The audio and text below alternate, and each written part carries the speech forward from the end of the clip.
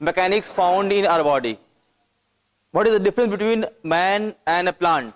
We all are having same type of characteristic, but there is a big difference between plant and man. Because of only the difference is only movement. Being a man or animal, we are able to move, whereas the plant cannot move. And that's why we have achieved a lot of progress in a human world, but plant cannot. They were where they are, they were. So how we are able to move, and how can we move effectively? How can we use this physical principle to move our body in a controlled manner with energy efficient manner? Clear? We will discuss some basic component of movement. First and most important is liver. Mechanics found in our body. We all know human being a simple machine, and that machine starts from the formation of liver. Our whole body move on the principle of liver. How it can, we will discuss in the whole chapter. Livers. Human moves through a system of liver. What is liver? Liver is a rigid bar that turns about an axis of rotation or a fulcrum. Fulcrum means, suppose if you are rotating like this, so this will act as a axis, and any bar, a rigid bar, can move over an axis. It is also known as fulcrum. Axis, point of rotation about which lever moves. We all know motion is two types, either linear motion or angular motion. So angular motion cannot take place without an axis. Any angular motion, it requires an axis to move. Levers cannot be changed, but they can be utilized more efficiently, because we are going to train a person for their physical activities, for their effective movement, for their athletic training. So we should have a complete comprehension of liver, how we can use this liver principle for a training of athlete as well as sports personnel, and how we can add in their health by using this principle effectively. Liver rotate about an axis as a result of force, also known as effort, being applied to cause its movement against a resistance or weight. It means that by using effective principle of lever, we can move any resistance, any weight with a less effort. Sometimes we can apply more effort to lift a smaller weight. It is depending on the which type of leverage you are going to use. In the body, bones represent the bar, joints are the axis, and muscle contract to apply forces. Weight could be external or internal. External weight, if you are putting something from outside, is your external weight, external load, and our body weight is known as internal load. And by using the lever principle, we can effectively carry those weight properly. Levers. Resistance can vary from maximal to minimal. Resistance can vary from maximal to minimal. This is the basic principle of muscle training. When you are going for any muscle strength, you can only add some weight, and putting more load over the muscle, you can strengthen muscle up to any extent. How it is possible? By using the principle of lever. We will discuss later how we can add more weight, or sometimes suppose we are going to train an athlete and we don't have more weight in our lab. Suppose a muscle requires 5 kg weight for its training, but in our lab we have only 1 kg. But we can give a load of 5 kg by using only 1 kg weight, by using the principle of lever. All lever systems have each of these three components in one of three possible arrangements. We are going to discuss types of lever. 3 points determine types of lever and for which kind of motion is the best suited. First, axis, fulcrum, the point of rotation, force and resistance. By altering the position of axis, resistance and effort, we can make different types of lever, and those lever have different advantages and disadvantages. Levers. First class lever, axis between force and resistance. Second class lever, resistance between axis and force. Third class lever, force between axis and resistance. How can you remember this word? Either you remember R, A-R-E-R is the English word. If in first class lever, axis will be in between. In second class lever, resistance or weight will be in between. And in third class lever, effort will be in between. You can remember the same word by the other misnomer, FEW, few. F means fulcrum in first class lever, fulcrum will be in between, FWE. In second class lever, weight will be in between, and in third class lever, your resistance effort will be in between. Now come to how we get these advantages from using principle of lever. First we will discuss about first class lever. In first class lever, we all know axis is in between. How we can use the principle of first class lever in our daily life or athlete training? When we are going to train a personal or athlete for balance training or equilibrium training, we should use the principle of first class lever by putting external load and internal load. It means effort and weight. If both are working at exact point, the distance from both should be equal to axis. We will maintain balance training. And most of the athletic activity require balance. So, by using this first class lever principle, we can train them for balance. In second class lever, your weight is in between. Your weight is in between. It means at one end there will be a fulcrum and other end there will be effort. By using this type of lever, we can perform a greater work, heavy work by applying less effort. We will show you in the example how we can lift a heavy weight by applying less effort by using principle of second class lever.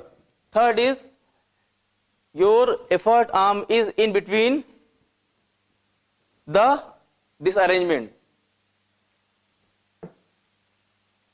First class lever, we will discuss one by one. Produce balance moment when axis is midway between force and resistance. I have told you for equilibrium, if your axis is exactly between the effort arm and weight arm, there will be a controlled equilibrium like our body. When we are standing, we are not unstable, we are completely stable, because our center of gravity lies somewhere in the body near to S2, just anterior to S2. Groundation force are acting over us, and body muscle and body alignment is acting against that, and both forces are equal. Groundation forces and body forces both are equal. That's why we are stable. It means ground and body, where body meet the ground, work as a axis. One end is we are getting manual force or body force, other end groundation force, and we are in complete equilibrium. But when we start walking or running, the equilibrium disturbed, because sometimes we are flexing our legs, sometimes flexing the body, so that equilibrium disturbed and we become unbalanced. That time the second lever principle used, we will discuss later. See the example. First is seesaw. Axis is exactly in between the both effort arm and fulcrum. How can we change axis? How can we change the distance from axis? Should be between. It could be anywhere. Suppose this is a bar. If you put axis here or here or here, the condition of first class lever is resistance arm and effort arm should be at both ends, and axis should be in. By changing the position of axis, it should be in between, but by closing the axis to effort arm or by closing the axis to weight, we can get the different types of advantages, like produce speed and range of motion when axis is close to force, like triceps in elbow extension. You all know about triceps muscle. This is a triceps muscle inserted at the olecranon process. Triceps muscle is inserted at the olecranon process. And elbow joint, your elbow joint is distal to olecranon process. Clear? So at one end there is effort, this is the weight, whole forearm is weight, and axis is elbow joint. When you are going to train any person for elbow extension, it means you are using triceps is producing effort, your arm is going against gravity, so it will act as a weight, and elbow joint act as a fulcrum. So we can go for any range, full range of motion. when your axis is nearer to effort. When axis is nearer to effort, you will get more range as well as more speed. Remember, when you are using first class lever and axis is nearer to effort, axis should be in between, but if it is nearer to your effort, you will get advantage of speed as well as range of motion. So all athletic activities which need more range of motion as well as speed, you can use this type of arrangement. So you can get more speed in that athlete as well as you can get more range of motion. Second, produce force motion when axis is close to resistance. When axis is close to effort, you will get more speed and more range. But if axis is close to resistance, you will get more force, more power. Like when you are going to lift something, see, third example, by putting your resistance arm closer to axis, by applying a manual little effort, you can lift the heavy person, obese person. Are you getting? First class levers. Head balance. Now I am giving some example from own body. How body has this types of lever, first class lever. Head balance on neck in flexing and extending. We all know this is the occiput. This is occiput, and where occiput made with the vertebral column is axis, and this joint is known as atlanto-occipital joint. Atlanto-occipital joint, and it can move. When you see there is a movement, nodding. See, it is nodding movement is over the first atlanto-occipital joint. It is, we are using principle of lever, first class lever. See, that atlanto-occipital joint act as an axis. Your paravertebral muscle which are going parallel to vertebrae is known as paravertebral muscle, and body weight of head. Head resistance or weight at one end, fulcrum is in between, and your muscle are at the other end. They are forming a first class lever. First class lever. Elbow extension in triceps, applying force to olecranon. In extending the non-supported forearm at elbow. I have discussed it before also, how we can use first class lever. By using proper first class, by arranging first class lever, we can get three things. First thing, we can train any personal for balance training, equilibrium training, when we will put your axis in between. Second thing, if we want more speed and more range of motion, we should put axis closer to the effort. Third thing we have discussed, when we want to lift any heavy thing from a smaller effort, we should put your axis nearer to weight. Clear? First class lever. Force is applied where muscle insert in the bone, not in a belly of muscle. Suppose someone can say, suppose this is a biceps muscle. The main function of biceps is flexion of elbow. So you can say this is biceps, but it is example of third class lever. Your biceps is inserted here over the radial tubercle, So when you are going to flex your elbow, someone can say your biceps is this. So this is the effort, and this is the fulcrum, and this is the weight. So it should be a first class lever. But muscle cannot exert force by its own. Muscle can exert force by attaching its tendon over the bone. When muscle contract, it drag the tendon, and when tendon contract, it drag the bone. So we will consider that effort will be that which is just going to attach with the moving part. So tendon are going to attach with the bone, and tendons are the extension of muscle. So we will consider where that tendon is inserted is the effort point, where the joint is moving is the axis, and the weight which is carried by that procedure is known as resistance. Now come to second class lever. Produce force movement since a large resistance can be moved by a relatively small force. As we have seen in first class lever, we can lift some heavy weight by applying minimal effort when we are putting your axis nearer to weight. It means weight arm is closer, nearer. Now, the second class lever produces force movement since a large resistance can be moved by a relatively small force. As you can see in the example, the person is carrying heavy weight, but he don't need to apply more force. He can move anything. Suppose you are lifting something. Suppose if I want to lift this heavy podium, just I will put my leg down and push here, and it can get up. So I am applying very minimal force, but I am lifting a heavy object.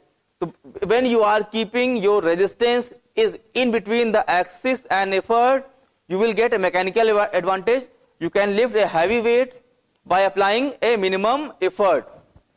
All the sports which are played by a long stick, like hockey, like when suppose you are playing cricket, when you need to plate the ball, you are going flexion and you are going with short arm. But when you are going for six, your full arm is open, your bat is open, and you are using long arm. So what is the fulcrum? This is fulcrum, and this is the effort. See here, produce force movement since a large resistance can be moved by a relatively small force. Example is wheelbarrow, nutcracker, loosening a nut and raising the body up to the toes. In first example, you can see resistance is in between the axis and fulcrum, and person is carrying a high load with a minimal effort. In second, you are trying to crack a neck. You may see in beetles, we eat beetles, we crack the nut, minimal effort, minimal. If you are trying to crack nut by your own finger, you can never crack.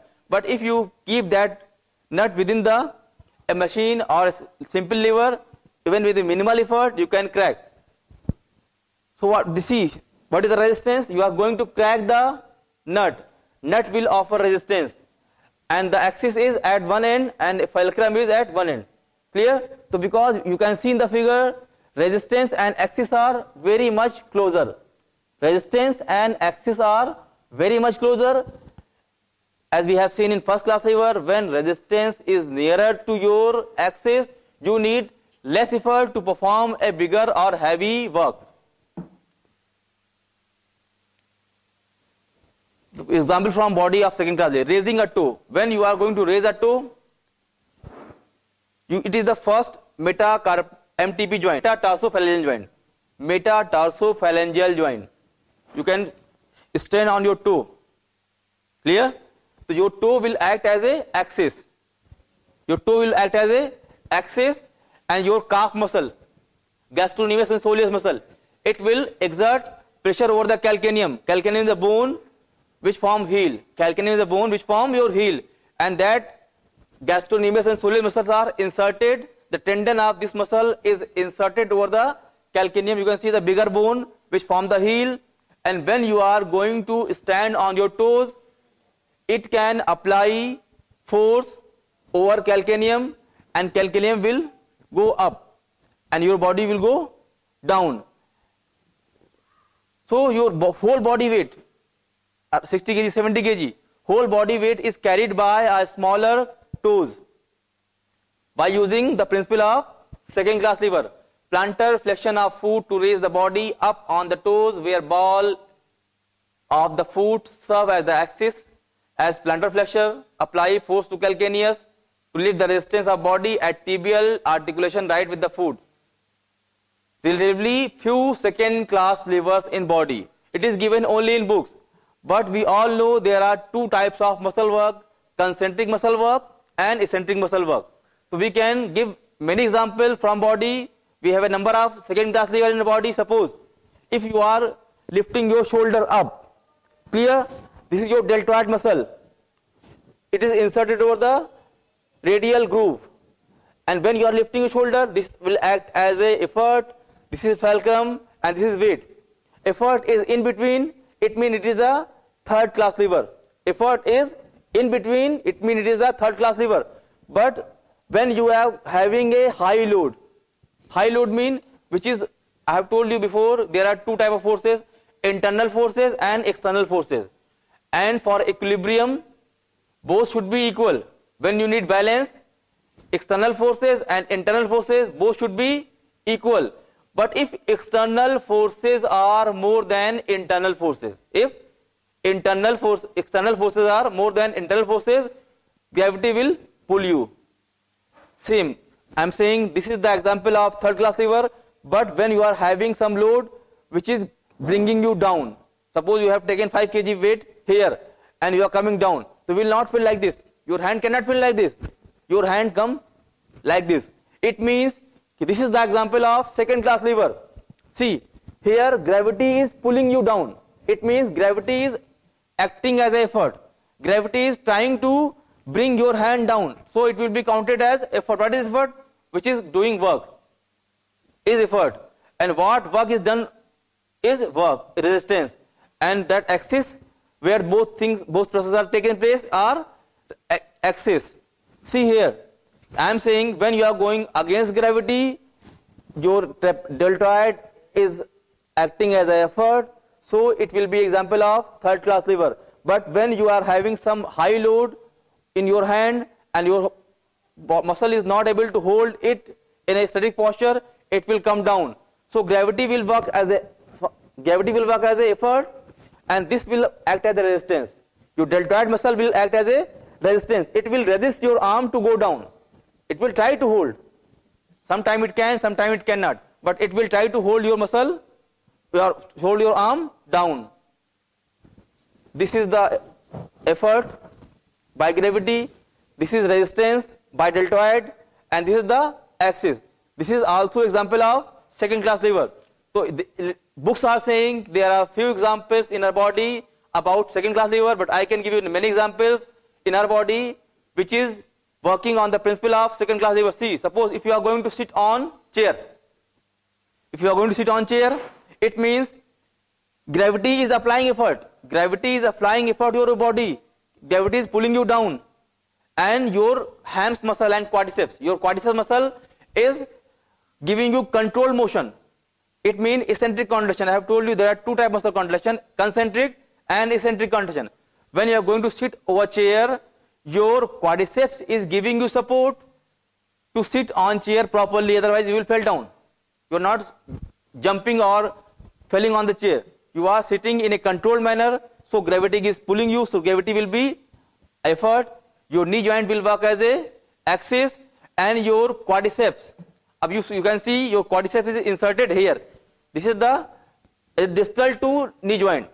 Quadriceps is here. You can see it is resistance because quadriceps is resisting the effort of gravity. Gravity is pulling you down and your quadriceps is resisting you to go down. So in this motion, when you are going against gravity, your quadriceps will work as a resistance, whereas gravity will work as a effort and your knee joint will work as a axis. This is again example of second class lever. So we have a number of examples. All the eccentric contractions, all the eccentric work in our body are the example of second class lever. Now come to third class lever. What is the advantage of using third class lever? Produce speed and range of motion. Produce speed and range of motion. As we have seen, when we keep axis closer to effort, we have seen in first class lever, when we keep axis closer to effort, we can get mechanical advantage of having speed as well as, it means if your effort arm is shorter, Third class lever can produce speed and range of movement, most common in human body, require a great deal of force to move even a small resistance. It means require a great deal of force. You can see your biceps muscle, very bulky muscle. You can feel God has given you biceps, very bulky muscle to lift only forearm. To lift a forearm, it means the smaller work is done by a heavy or more muscle. So because this movement is performed by the principle of third class lever. What is the advantage of using third class lever? More effort is required to perform a smaller work, whereas in second class lever, less effort is required to perform a heavy work. Most common in human body, require great deal of force to move even a small distance. Example are paddling a boat. You can see in the diagram, a person is paddling a boat from where he will apply this is acts as a fulcrum, because anything, one will go this side, other will go this side. So this is the effort, this is the fulcrum, and this is the effort axis, this is the axis. You are applying moment here, effort fulcrum is here, and resistance is down. Resistance will be offered by your water. So next, third class lever, biceps brachii in elbow flexion. Using the elbow joint as the axis, the biceps brachii apply force at its insertion on radial tuberosity to rotate forearm, which is center of gravity, serving as a point of resistance application. As I have told you, in third class lever, more effort is required to perform smaller work. How these, I have discussed three levers: first class lever, second class lever, third class lever. Now I will discuss why less effort is required in second class lever to perform more work, and why more effort is required to perform lighter work in third class lever. What is the mechanism behind that? We will discuss in next slide. Third class lever. Brachialis, true third class leverage, pulls on the ulna just below elbow. Pull is direct and true since ulna contact rotate. Biceps brachii supinators forearm at its plexus, so its third class leverage applies to flexion. Biceps brachii and brachialis both are elbow flexor. Both are elbow flexor, originate from the mid shaft of humerus. Brachialis originate from mid shaft of humerus and inserted somewhere in the elbow. And we can flex our elbow in two patterns. One is in anatomical position, other is like this. There is one more example from second class lever. Movement of elbow flexion in mid prone position. This is the mid prone position. Supine position, prone position, and this position is mid prone position. When you are going to flex your elbow in mid prone position, this is the example of second class lever. When you are going to flex your elbow in supine position, this is the example of third class lever. How? See, this movement is performed by brachioradialis. This movement is performed by brachioradialis. Brachioradialis is inserted just over the styloid process of radius. It means effort is here, effort is here, and this is the whole weight. Weight is in between, and this is the fulcrum. So weight is in between the effort and fulcrum. So this is the also example of second class lever, as well as brachialis contraction, as well as biceps contraction for movement of elbow flexion. This is the example of third class lever.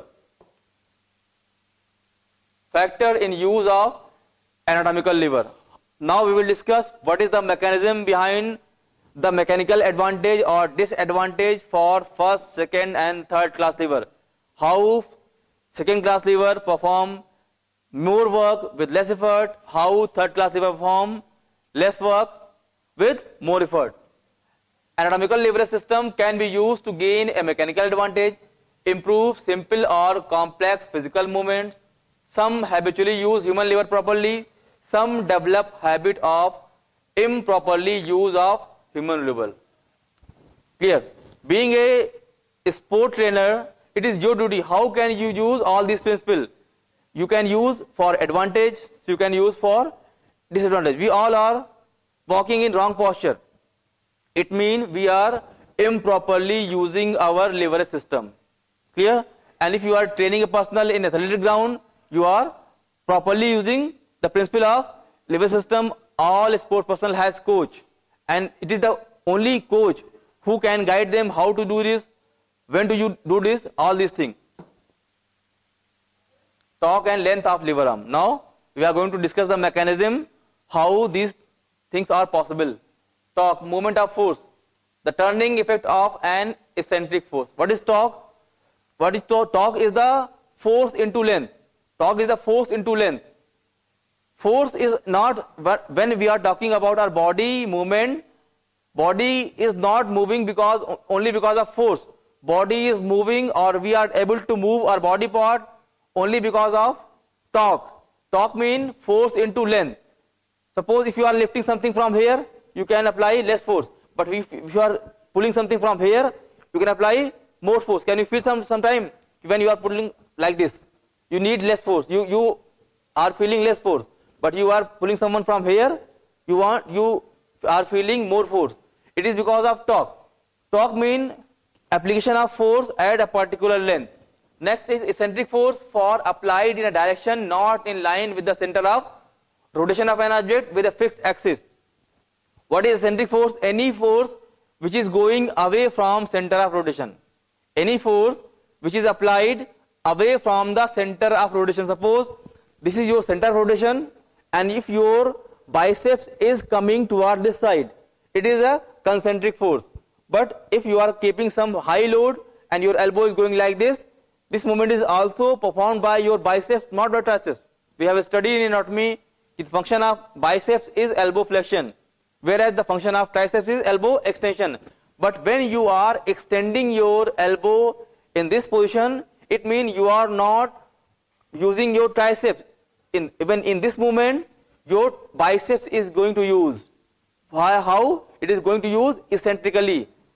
It is going to control the gravity effort by eccentric contraction. So any movement, any contraction which is going away from the center of rotation is known as eccentric contraction. So in this movement, biceps is lengthening to control the elbow extension. So this is known as eccentric contraction of biceps. In object without a fixed axis, it is applied force that is not in line with object center of gravity. They are talking about that moment we don't have any axis. For rotation to occur, an eccentric force must be applied. For rotation to occur, an eccentric force must be applied. Rotation means angular movement. Angular movement, when you want any angular movement, there should be eccentric force. How? Suppose we are going to flex our elbow. It means flexing the elbow is because we all feel flexing the elbow is because of contraction, concentric contraction of biceps. But any movement is not possible without two muscles. One is agonist, other is antagonist. When you are going to flex your elbow, your biceps will work as an agonist. They will go for the eccentric contraction, but other group is going for eccentric. Suppose if someone is controlled by everyone, if you move anything, suppose I am holding him and I am dragging him, so he can go anywhere. But if someone is holding him from back, and if I drag him and he will release, so he will come in a straight line. So for a quality of movement, there should be agonist and antagonist coordination. When agonists contract, antagonists should relax. When agonists are going for concentric, antagonists should go for eccentric for a control motion. Torque and length of lever arm. In humans, a contracting muscle applies an eccentric force to bone upon which it attaches and causes the bone to rotate about an axis at joint. Eccentric force and eccentric contraction. Eccentric force and eccentric contraction both are different things. Eccentric contraction means muscle is going away from its center of origin and insertion. Suppose biceps is originated from here and inserted here. If it is shortening, we are saying concentric contraction. When it is lengthening, we are saying eccentric contraction. But eccentric force and concentric force in relation to bone is totally different. Suppose when your bone is coming towards this side, it means the bone is distal, but it is coming proximal. Bone upon which is attached and cause bone to rotate about an axis. Rotation is this side. When you see the whole bone, this is the elbow. When this head is coming centrally, this will go. Rotation will be eccentrically. Getting? When your bone or bar is coming towards center, your joint or axis will move towards or away from the center. This is the eccentric force, eccentric type of movement. Amount of torque is determined by multiplying amount of force. I have told you what is torque. Torque equal to force into length. That's why we can apply different type of forces, different amount of forces at different length. Torque and length of lever arm. Force arm or effort arm. Effort arm is perpendicular distance between location of force, application of axis. How can we use this lever principle in our application, we can draw a body diagram and we can calculate how much force over that joint, over that muscle, and by calculating the force, we can find out the balance, we can find out the how much force is required.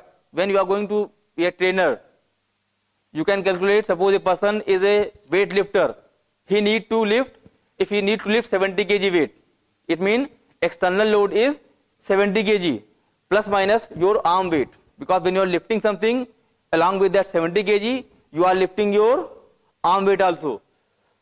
So by calculating the external load and internal load, and when we will go for concentric contraction, there are three types of movement. One is eccentric, concentric and isometric.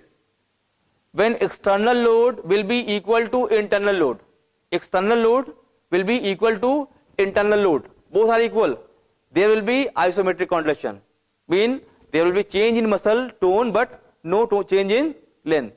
But if your external load is more than internal load, you cannot lift the thing. And you are going to train a athlete who is a weight lifter, so you should train his muscle that can produce a torque more than that weight. So we will calculate the force required for that particular muscle according to the need of his sports. Then we can train him accordingly by calculating the required force with the using Newton's law as well as lever principle. How can we calculate? We will discuss later. Force arm, perpendicular distance between location of force, application of SQ. Suppose if you are going to calculate the force arm of the biceps, so we cannot measure from here to here. We will not measure the length of force arm. I am saying when you are going for elbow flexion, your biceps is working as a force arm. So being an expert, when you are going to measure the force arm length, you should not measure from origin to insertion. You should see the moment where you are putting force. If you are putting force here, so this will be the distance from elbow, perpendicular distance from axis of rotation to the insertion of that particular muscle. So force arm will be very minimal from here to here. This is the effort arm. Clear? Also known as moment arm. Shortest distance from axis of rotation to line of action of force. We will measure the shortest distance. Shortest mean, see the angle, see the distance between joint line, dry. Suppose this, I am having this in this, so this is a dry line from vertical line from here and vertical line from here.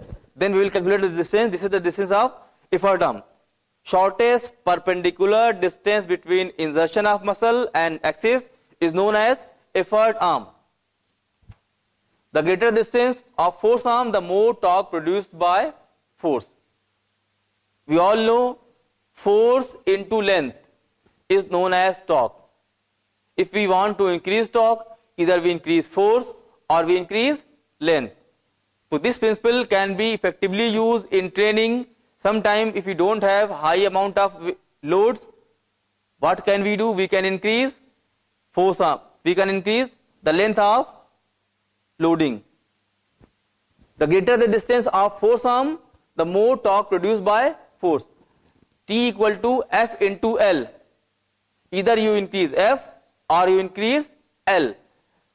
F may be fixed because you cannot increase person force generating capacity. You cannot increase person's force generating capacity immediately. But being a trainer, you can change the length of force. So by changing the length of force, you can increase torque.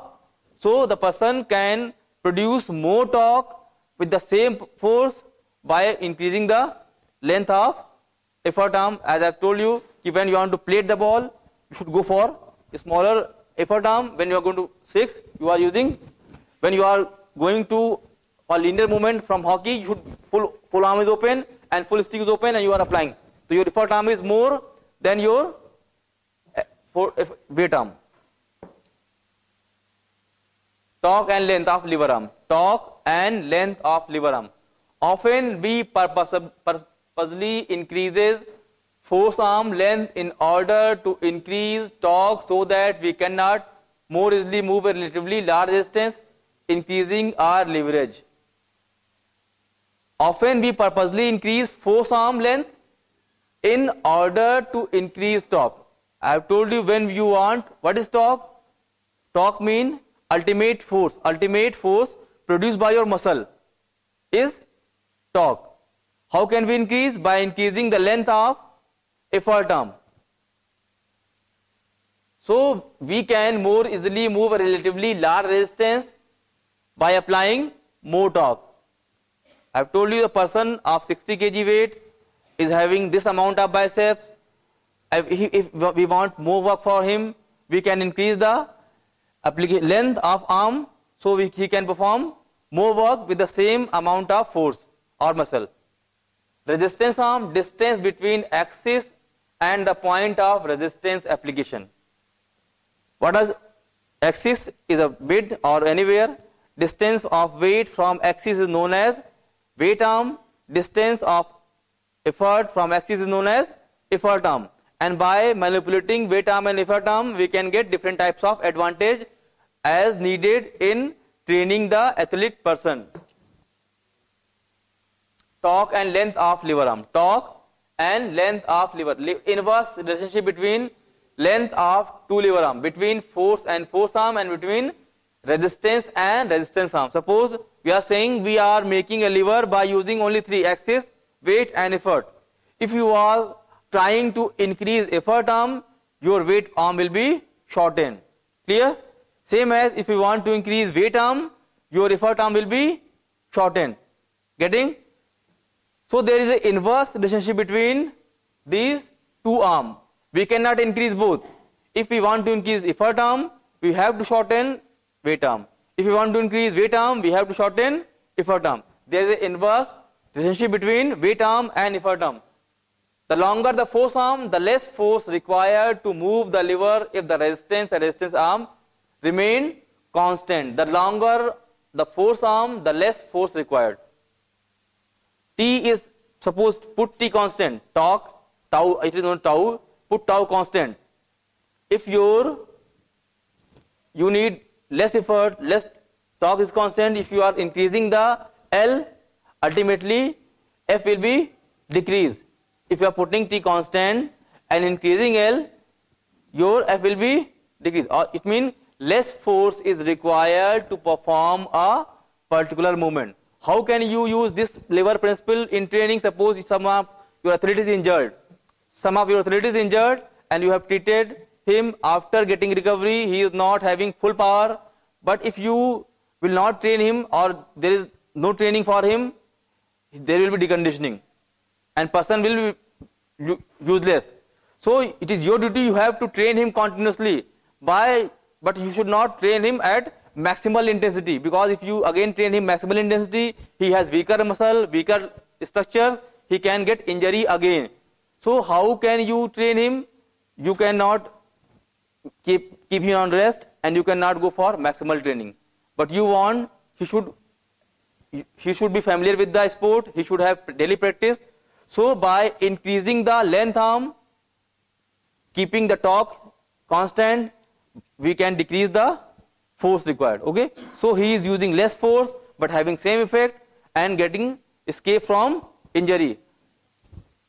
Next is shortening the resistance arm. Allow a greater resistance to be moved if force and force arm remain constant. Shortening the resistance arm allow a greater resistance to be moved in force and force arm remain constant. When you are going for strength training, you can use principle of lever 2. By putting resistance arm longer, by putting resistance arm longer, you can get more training for that particular muscle. So when we want strength training for athlete, we will use principle of second class lever. When we want a training of an injured person who cannot produce more force, if he will produce more force, he can get injured. So we can increase the length arm, so we will maintain the torque equal, constant. So ultimately his force will be decreased. Torque and length of lever arm. Proportional relationship between force component and resistance component. greater resistance or resistance arm require a greater force or longer force arm. Greater resistance or resistance arm require greater force, or if you are keeping your resistance arm longer, you need more force generation. And when you need more force generation, when you want muscle strengthening, when you contract muscle by its full capacity, then there will be maximum number of motor unit recruitment and maximal hypertrophy takes place. We all know our body is made up, muscle is made up of a GAX protein which have a average lifespan of 2 to 7 days. Within 2 to 7 days, that muscle fiber or basic building block of muscle GAX died. And in case of muscle, they will only form when you will use the muscle. And muscle are the highly vascularized tissues. Highly vascularized means they are getting sufficient amount of blood. That's why they are getting sufficient nutrition, oxygen, and etc. etc. So we can train a muscle up to any extent. We can train muscle up to any extent. And the more you use, the more you get. The more you use, the more you get. You may also aware about the pattern of synchronization. Synchronous motion, we have different type of muscle fiber, type 1 fiber, type 2A fiber, type 2B fiber. And when we do any movement, initially we recruit type 1 fiber. And when you are doing some harder work, type 2B, type 2A, type 2B. So this is a synchronous pattern. Initially weaker when work, when he is failing, then moderate one work, and when he is feeling, then stronger work. Depending on the nature of job, your recruitment will be assigned. And when you are, we also know that the more you recruit, the more they form. For strength training, we need to recruit more amount of type 2B fiber. If we perform any activity at lower level, it will never recruit our type 2B fiber. So you are giving a person light weight exercises, he will never improve his strength. He can improve only his endurance. So we can differentiate which sports require endurance and which sports require strength. And by using leverage principle, we can train individual person for a specific sport. Which sport require, suppose you are training a marathon runner, so you need to train him for endurance. And if you are preparing a team for 1 day or 2020, you need more strength. But if you are preparing a person for 5-day test, the person needs more endurance. Same as we have some anti-gravity muscle in the body which require more strength. We have some muscle which need to perform strength movement, they need more strength. So by using this principle, we can train them accordingly. And by using proper effective leverage with a limited amount of resources, we can train anyone with a effective manner. Greater force arm allow a greater amount of resistance to be moved or a longer resistance arm to be used. I have told you when you want to lift heavy weight, you should increase the arm, lever arm, and torque and length of lever arm. Proportional relationship between force component and resistance component. If either of resistance component increase, the muscle will be an increase in one or both of force component. If either of resistance component increases, there must be an increase in one or both of force component. It means, I have discussed it before also, when your referred resistance arm is longer, you need more force to apply to perform any movement. Even slight variation in the location of force and resistance are important in determining the effect of force the muscle. I have told you, when you have gone through physiology, there is all or none law. Any stimulus requires sufficient amount of threshold. Any response requires a sufficient amount of threshold. Like if you want 50 marks to get pass out of 100, even if 49, you are fail. Until unless you will not achieve 50 marks, you are declared fail. Same as if any muscle or any structure need some specific amount of threshold to get activated, it want that. If you apply some fraction of percentage less than that, it will not do that movement. Same as, suppose if you want balance, you are putting 1 kg one side and 9.9 kg one side. The one is, this will be down. There will be no balance. It will be imbalance. And what is imbalance is either because of 10 kg and 1 kg or because of 950 and 1 kg. They both will come as a imbalance. So when we can variate minimal variation can have a greater effect. You can feel when you are measuring something, adding 50 gram only is getting balance, equilibrium. But when you are removing 50 gram, it can lead a great imbalance. One balance is totally down, one is totally up. Torque and length of lever arm. See the example. Distance of force from axis is known as forearm resistance arm. If the force arm and resistance arm are equal in length, a force equal to resistance is required to balance it. So for all balance training, we will try to keep the axis exactly in between. As the force arm becomes longer, a decreased amount of force is required to move a relatively larger distance. As the force arm becomes shorter, an increased amount of force is required. We have already discussed before. Now, how can we calculate? I have told you for training a specific individual, first we should calculate ki how much force he required more or how much effort is required to perform that specific activity. Until unless we don't calculate, we cannot train him. Before any training, we need first assessment. Ki what is the level of our athlete and how much he is needed, either he is below the criteria or he is above the criteria. So according to that, first we will make our plan and we will train him.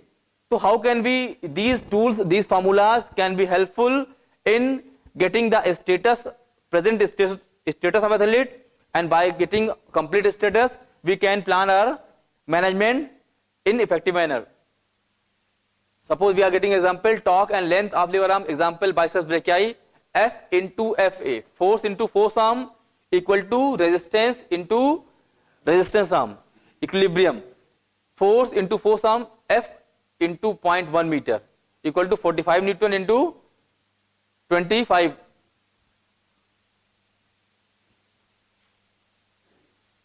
Okay, suppose this is the insertion of 0.1 is the insertion of biceps brachii from your elbow joint. The distance of elbow to insertion is 0.1 meter. We are going to calculate force, okay? Suppose 45 Newton is required. For a specific activity, 45 Newton of force is required. Like you are going to train an athlete and you know the amount of weight, how much weight he need to lift. Getting? You have a complete data from, you can get from internet ki who is the weightlifting champion because he is able to lift this amount of weight. That weight will act as your landmark. We have to train that individual for lifting this amount of weight. So weight is constant and resistance arm mean distance from your resistance to fulcrum. We have everything. Now we are going to calculate how much force is required. How much force is required in the biceps, so we can train that specific individual to lift that amount of weight. That is 45 Newton. This is the 2.5 Newton meter is required. To lift the 45 Newton weight by using third class lever, 2.5 Newton meter force is required to lift a 45 Newton weight. You can see it is more than double because we are using third class lever. How can we decrease this force? How can we decrease the force? Increase insertion by 0.5 meter. Increase insertion by 0.5 meter. Suppose biceps was inserted here, we can insert biceps here. F into 1.5 equal to same. F is decreases around 50. Clear? There are number of surgeries going on nowadays and athletes are going for those surgeries. Even you know patella. Nowadays there is fashion. Who is long runner, they are removing their patella and they can run faster because patella act as a pulley. Patella act as a pulley, it is giving you balance as well as some mechanical advantage. But for speed, it is not. It is good for balance, but not for speed. So some athletes remove their patella for fast running. So even doctors can help in changing the location, changing the distance or insertion of one muscle by other side. It can increase or decrease the effort and weight arm. So slight increase in effort or resistance arm, we can get the mechanical advantage. Clear? Same as this is the surgical procedure, but being a sport trainer, how we can help? How can we help? We all facing different types of athlete we are treating everyday life, and all are having injuries and healing. But we all know muscle healing is never 100%. It is always by 80%. And pure muscle is made up of collagen fiber. They have property of viscoelasticity. It means complete extensibility, contraction and relaxation. But it is the property of original muscle, which is made up of collagen fiber. But after injury, after repeated trauma, the muscle which is teared and healed by fiber tissues, there is adhesion, fibrosis, shortening. Clear? And because of shortening, if the length arm was anatomically, the length arm is looking 1. Anatomically, your lever arm is looking 0.1 meter. But if a person has shortened muscle, clear? From above side, from up, you are seeing this is the distance, insertion is this, and axis is this, and this is the distance of 0.1 meter. Clear?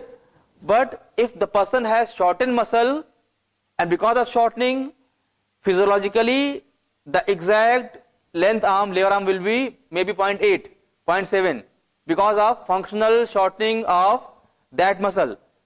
So if we assess athlete properly, we can stretch, achieve his full flexibility. So by achieving the normal length of muscle, we can increase the force arm as well as get mechanical advantage.